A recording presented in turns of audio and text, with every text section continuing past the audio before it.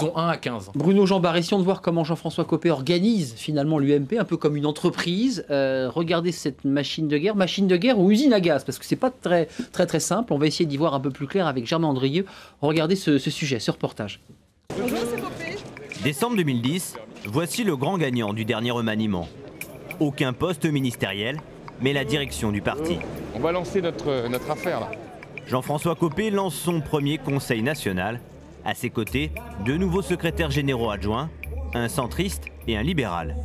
À la tribune, l'ancien patron des députés UMP n'a qu'un seul objectif, imprimer la marque Copé et modeler un parti sur mesure. Je vous propose que nous soyons respectueux de l'esprit des fondateurs de l'UMP et qu'à ce titre, nous soyons attentifs aux 5 sensibilités, les 5 doigts d'une même main. Jean-François Copé sur les pas de son mentor, Nicolas Sarkozy.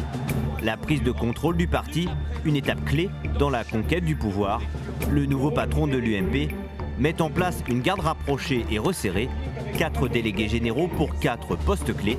Michel Tabarot en charge de la formation, Édouard Courcial pour les fédérations et 2 ministres, Nadine Morano sur les élections et Bruno Le Maire pour l'élaboration du projet 2012. À l'Assemblée, le groupe parlementaire reste sous contrôle. Les critiques sont rares, hormis quelques avertissements. Nicolas Sarkozy était peut-être un peu présomptueux en lui donnant les clés de l'UMP.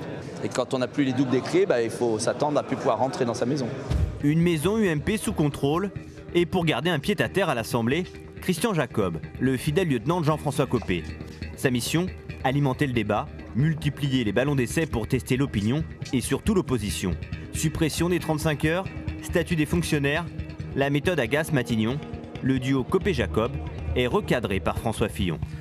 Je ferai tout pour coordonner et pour unifier les initiatives de la majorité, parce que si la diversité a sa légitimité, elle a aussi ses limites politiques.